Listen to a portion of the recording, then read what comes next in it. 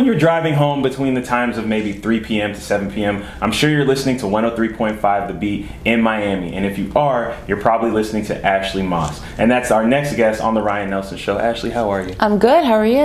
I'm doing well. And we know that she's a radio personality, but a lot of people don't know how much you love basketball. So did you play before? I played a little bit here and there, but I wasn't like a WNBA all-star or anything like that. So, but yeah, I've always, growing up in New York, basketball was like everything. Football wasn't as big as it is here in the South. So, basketball was everything out there. So. What does basketball mean to you now? Because if you guys do follow her on social media, you'll probably see a lot of posts about the Knicks. I don't know if you have love for the Nets, but the Knicks, so what does it mean to you now? My dad's a Knicks fan, diehard, so I didn't really have a choice. Okay. I had like a Knicks snapback hat on when I was probably like 6 months old. Okay. So I didn't really, my fandom was already created for me, but it's hard being a Knicks fan. It's been hard for a while. Absolutely. We're kind of struggling, but basketball, sports has always been like a big thing for me. Right.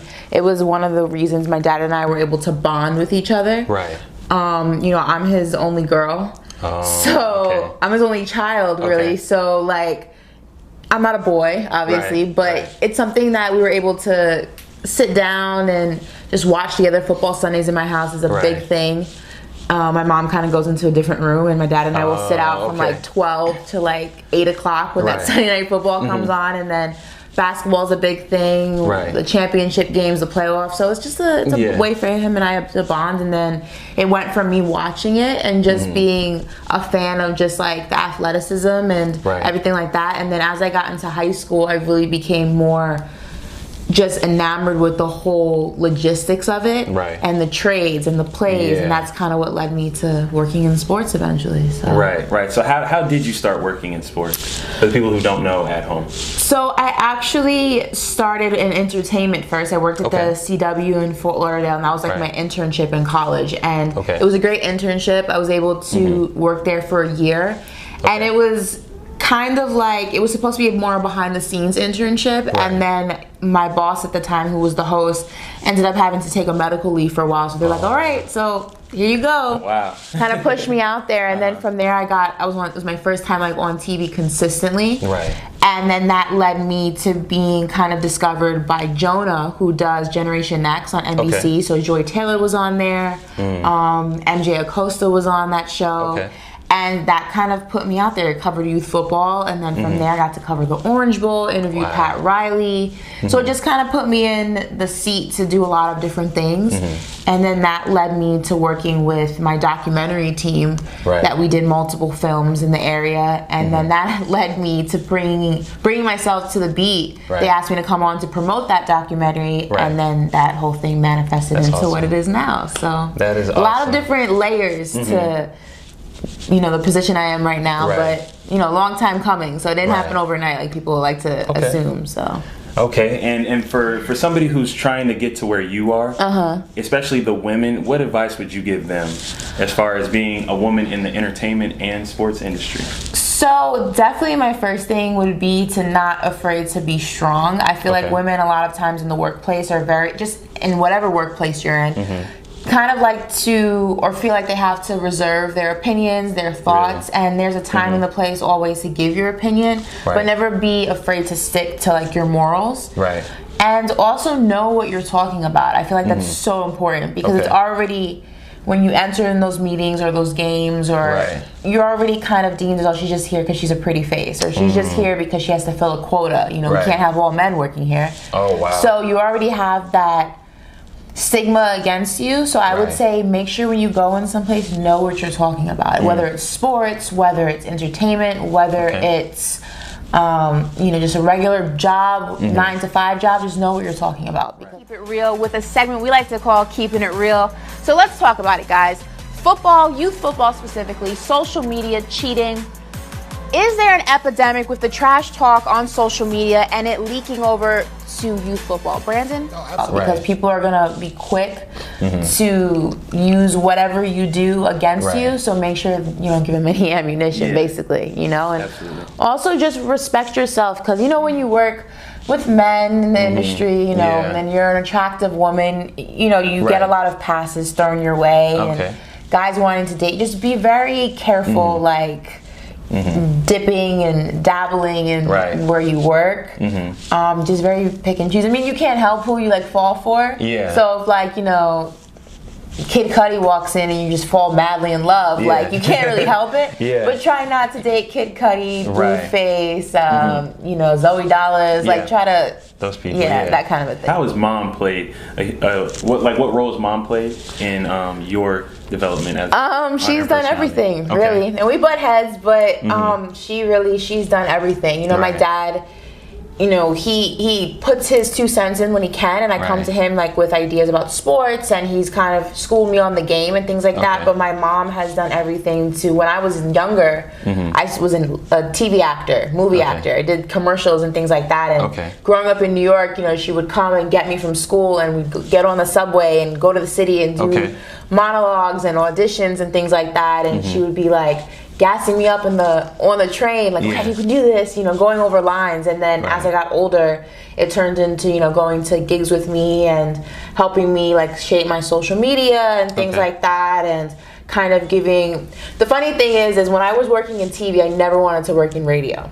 Really? So like I was like, no, because, you know, I started in TV, and I was like, I guess, spoiled to the fact that people would constantly see me on camera, and I would have that exposure. And my mom was always like, and there was a time where Generation Nexxt, you know, was going, but it was like I was fiending for something more. And it was hard because I was like, I would put, you know, resumes out, I would drop like demo reels, and nothing was coming back. So my mom had suggested, why don't you look at radio? And I was like, I don't want to go on radio. Like, I don't want to do that. And I was, she's like, well, why don't you just, you know, try it? Like, you know, drop some resumes, see. I was like, no, I don't want to do radio. Like, that's not my thing. So it's so funny that literally, I think the last time we probably had that conversation was maybe 6 months prior to me joining the beat. So, so they're actually reopening, and they're going to have a legendary rapper from New York perform there for the opening. Can you guess who that legendary rapper is? It's Hovey, baby. Factual facts. You know I love me, Jay-Z, King of New York. Check out the story right there, because I mean, this is kind of like a legendary moment. Annie and I were talking about even like booking the beat. How that stuff happens, it's funny, and you know, it just goes to show that like you never really know, like never count anything out. And I feel like, even though you're not on camera on radio, radio's different than it was like back in the day. It's very social media based now. Everything's digital. So you still kind of get that exposure, and you still have to find a way that even when you're not on social media, you still have to find a way to get yourself exposure. You know what I mean? So it's just, you know, it's just another example is how she, you know, she'll rub in my face. She's always right, which, you know, a lot of the time she is. She's good with social media, like the Instagram. Yeah, she's really good with, like, she takes a lot of my social media pictures, and she'll be like, no, stand like this, or she'll be like dressed like this, and things like that. So she's really like creative in that sense, and she'll see things from a different perspective than I'll see them. And even sometimes we'll bump heads on that, but then like I'll look at it and like a picture will go like get like 1,000+ likes, and I'll be like, okay, that was a good idea. Let's do that again. That's so my parents are old, so they're on Facebook still. They don't know how to even take selfies and do all that stuff. So that's what's up. Facebook. I mean, listen, Facebook's still good for business though. So don't count Facebook out. When I think of Facebook, I do think of like the older crowd, but I mean, you're right though. Like, it was more popping when we were like in college. I feel like Facebook. So. Definitely. So I gotta ask, if you had the entire music industry's attention for 30 seconds, what would you say to them? And that's like executives, personalities, artists. What would you say? I would definitely say hire more women. I would say acknowledge more women. I feel like even though we've come a long way, we've made a lot of strides in entertainment and sports, I feel like, you know, women were still fighting for equality, whether it's pay, whether it's just acknowledgement, recognition, things like that. So I would just say acknowledge more women. Like, women are creative, they see things differently, like they tend to be more organized, and it's a great it's a great attribute to have a woman or women on your team. And I've always one of my goals is when I get to be in a position where I'm starting to create businesses and you know, my own kind of empire, if you will, I definitely want to hire more women. I definitely want to employ women. I want to empower women. That's always been something that's really important to me. I'm a true feminist. I really believe in the equality of women, and I can't wait to be in a position where I'm able to kind of help that along. And it's great to see how far we've come. There's more women in sports and entertainment than ever before, but I feel like it's still not even. Oh, yeah. And I would love to see it in the next 10 years, in the next 5 years, the next 2 years, just really grow and show girls that you can be in a male-dominated industry and still be successful and still be respected. And I feel like that's something that I really want to be a part of, pushing that narrative forward. So, is there any woman out there that's helping you out as far as you and your journey? Like somebody that's reached out to you and said, "Hey, I see what you're doing. Keep it up," or anything like that? I get a lot of DMs from just people who are not in the industry. Okay. I feel like another thing that I would like to see us change is women tend to be a little bit more catty sometimes with each other. Really? One of the things that I find unfortunate is that any success that I've had, any mentoring that I've had has only come from men. Okay. And sometimes women are a little bit intimidated by the next girl because they feel like, oh, she's gonna take my spot. You know, so for me, I think it's important to realize you can't stop your blessing. Yeah. And by helping the girl down the street or the girl who just walked into the door, it's not going to prevent you from manifesting what you're supposed to be. And for me, I would love to have a female mentor. I would love to have a woman in the industry who's kind of like, hey, let me show you the game. Right now for me, that's Papa Keith. He's my mentor. Oh, okay. He kind of schools me on the game. And before that, it was the guys at Generation Nexxt and NBC who did it for me. So I've never really had a female mentor. Okay. I'm hoping that changes because I feel like although the men in the industry that have helped me have been great, I feel like it's different sometimes when you have a woman in your corner who kind of is like, okay, this is from this perspective how things are. So yeah, I'm very optimistic about that happening. It hasn't happened yet, but I'm more than open to it. Right. Have you thought about yourself maybe? Because I'm sure sooner or later, in your DMs is going to be a younger girl, maybe in college or maybe even in high school, that's like, man, I want to do what Ashley's doing. Would you help her out? Of course. I mean, even now, I get DMs all the time, like, hey, I'm in school, how did you get to where you are? Or I just graduated, what should I do? And I try to my DMs are filled, but I try to get to those questions all the time because I think about when I was in that position, how that could have helped me. Yeah. So I'm very quick to this is how I did it, but have you interned? Have you done this? Have you whatever? And I would definitely, when the opportunity comes where I'm on a bigger platform and people want to shadow me or they want to intern with me, I'm so inclined to want to help women and to push that narrative forward. And as a feminist, I'm like girl power all day, every day. So yeah, I'm more than open to it. Yeah, definitely. So what's next for Ashley Moss? Wow, world domination. Okay. I definitely want to continue radio, and I want to obviously get back into television. Right. I want to just really go bigger. Sports is my love, and it always has been. So I definitely want to get back into sports. I would love to have my own show, and on Complex, Bleacher Report, Fox Sports, ESPN, anything like that, and really just have a show where it shows athletes in a different light. Okay. But I also want to, get into movies. I want to get into design, you know, clothing, and I want to get into cosmetics in terms of I've always dreamed of having my own hair care line for girls with curly hair because I feel like when I was younger, curly hair was not as cool as it is now. Right. So it was very hard to find any hair care products that actually worked. I think maybe there were 3 or 4 that really worked for our hair type, and now it's gotten a lot better because people are creating more mixed babies and we're getting more curly hair and people are embracing their natural hair, which I think is fantastic. And I definitely want to be a part of letting people know that your natural hair is beautiful and things like that. So that's something that I've definitely been thinking about for a really long time, that when the stars align and the cards fall on the table and it makes sense, I definitely want to get that ball rolling. So a lot of different things. I feel like women are so multidimensional, and I feel like we're capable of being so many different things. And I've never been the type of person who kind of puts yourself in a corner. Like, I know, like, people be like, oh, when I was first starting out, I was like, oh, is she a model or is she a journalist? Is she this? And for me, it's like, I've always looked at it like, why can't I be everything? Everything, yeah. You know, why That's can't good. I be a model sometimes, and then why can't I be a journalist? And why can't I be a radio personality? And why can't I be a businesswoman? And why can't I be, you know, a girlfriend and then still be independent? Like, women are so just badass. Like, we can do so many different things. We're capable of juggling so many different titles and focusing our attention on so many different things that you would be crazy not to do that. You'd be crazy not to benefit from that. You'd be crazy not to explore that, because it's the way God intended it. So, like, girls, just do it. Be anything and everything you want to be while you can do it.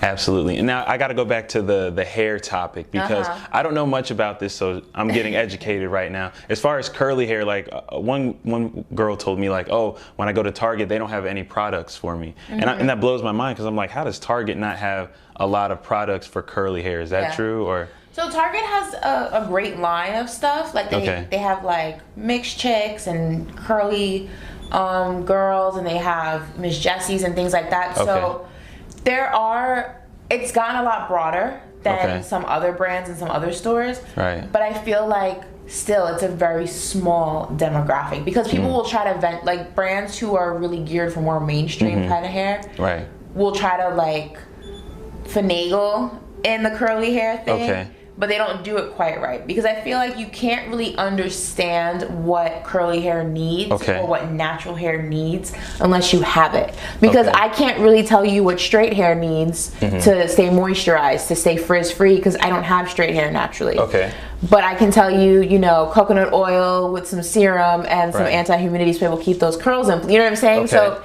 I feel like we need more people who have the type of texture hair, or even in any entertainment or any cosmetic or business industry. I feel like the best lines come from people who know firsthand. The best cosmetic lines that I've ever used come from people who firsthand know what it's like to have a skin color with a bunch of different colors in it, or what it's like to have, you know, a darker complexion that necessarily not all red lipsticks look good on. They know what the perfect shade is. So I feel like everybody has a niche, and it's about supporting people who have those niches, so that those brands can grow and that it can benefit everybody. So what do you use for yourself? I use a little bit of everything. So I love Moroccan oil.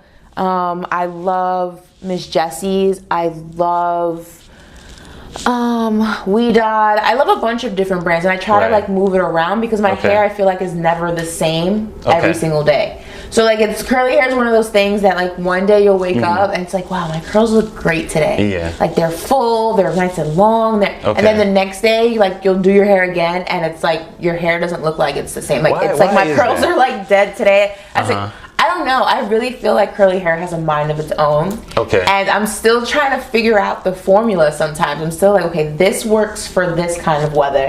Like, you should see when I travel and my hair's, like, curly. That's why a lot of the times if you ever see me, like, in a place that's not Florida, my hair's straight, or I'll have braids in, because I would have to bring my whole, like, bathroom with me to, like, have a good hair day every single day, because it's just like you can never really figure out, like, what the formula is. It's a very complex kind of hair type. I see that, because I've heard women also say that, like, you know, my curly hair looks good on one day but doesn't look good the next day. And as a man, it's kind of hard to understand that, because, like, if I get a haircut, this thing is good until it starts getting rough again. So. And it's frustrating. Like, as a woman, it is so frustrating, because you'll be like, okay, your makeup looks great, you feel great about your outfit. It's like, all right, time to do my hair. And you're doing it, and it's like, this is not working. And then, like, what should have taken, like, 15 minutes is now taking 30, because you're just so frustrated.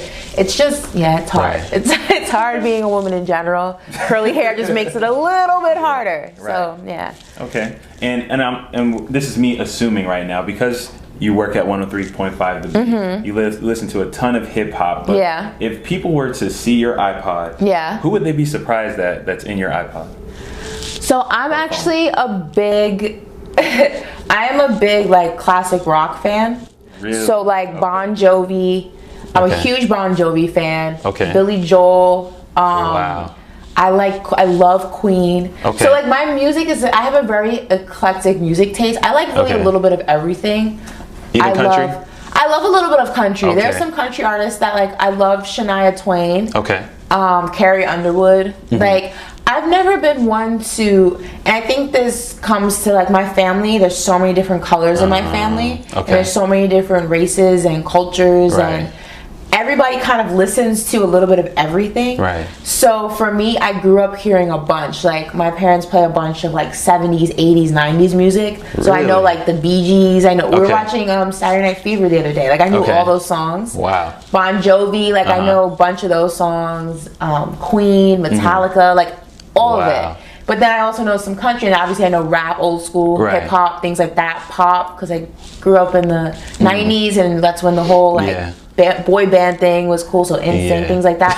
So I listen to a little bit of everything. I feel like anybody who listens to any of my playlists or my phone, there would be something for everybody, because I am just that chick when it comes to music. Yeah, I see that. So how many playlists do you have right now? Like, I have like probably like 20, and it's like I take pride in them, so like I'll constantly be adding to them. The one I'm working on right now is like my R&B playlist. So I have something from like, I go back as far as like, you know, the Temptations all the way up to like Ray J. So like just look at that scale. So I have things from like Motown, and then I have like Ray J and Pretty Ricky and Chris Brown and stuff on there, and then the middle is a little bit of Bobby Brown, New Edition, you know, Tevin Campbell. So like it's just like a whole collective, and I like to like perfect them, and I'll be like, all right, cool, I can move on to the next one. So like my playlist is probably like, I don't know, I probably have like 300 or more songs on like one playlist. You can listen to it for like the whole day and be good. So that's what's up. Speaking of R&B, the Shade Room posted the other day, or they reposted Bobby Valentino. Like Bobby was saying that he's a legend because a lot of people have forgotten about him. And my argument is that I think he is, even though we haven't really had a Bobby Valentino hit song in a while. How do you feel about Bobby being? I feel like Bobby Valentino delivered the hits. Like back in the, I feel like that's when R&B was at its prime. Like right now, R&B is like a different type of R&B. Yeah, absolutely. It went from being, you know, that classic like Jodeci, Bobby Brown stuff, and that was like our parents' type of R&B. And then the pop wave and the rock came in. And then it went back to R&B, was a different kind of R&B. Bobby Brown had hits, just like he came up with like Pleasure P, Pretty Ricky. You had Lloyd, Mario, like those were R&B songs that we grew up on. R&B now is a lot different. So Bobby Valentino's definitely, I would put him in that R&B legend. I don't know, that's like a little bit of like dramatic. I feel like it's a stretch a tad bit, but I would say he's definitely, you can't mention R&B in the millennial generation without saying Bobby Valentino. Facts. How would you describe today's R&B then, if you could? It is different, like, and I don't know if you can throw like Lil Uzi Vert in there, because you hear some of his sadder songs or something like that.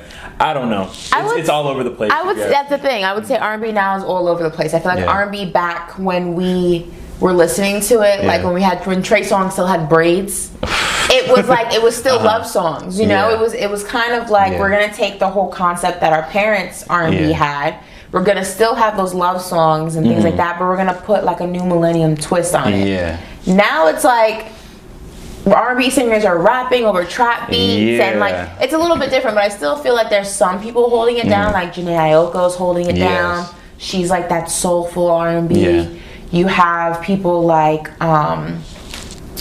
who else is? You have people like Georgia Smith is like a smooth R&B. Like the women are holding down R&B. I feel like, because I can't really name off the top of my head men right now who've released anything relevant that are holding down R&B. So I'm just like, shout out to the girls. They're doing it for us. You know what I mean? Summer Walker, holding it down. So I think the girls got this one right now at this moment in time. Any personal favorites of your own? Just of music now? So I'm a huge J. Cole fan. Huge J. Cole. I've been listening to J. Cole before he blew up. In New York, everyone knew who J. Cole was when he was dropping his Come Up, the Warm Up. I love Georgia Smith. I'm a huge fan of hers. I love Lana Del Rey. Big fan of hers. I really do. I'm still listening. I feel kind of like old school, so I'm still listening to like old school rap. Yeah. I feel like the only people who really like grabbed my attention, and this is because how I like my rap. Right. I really like my rap to be like, when I listen to it, I feel something. Okay. Because I remember one of the first albums I listened to in its entirety was the Illmatic.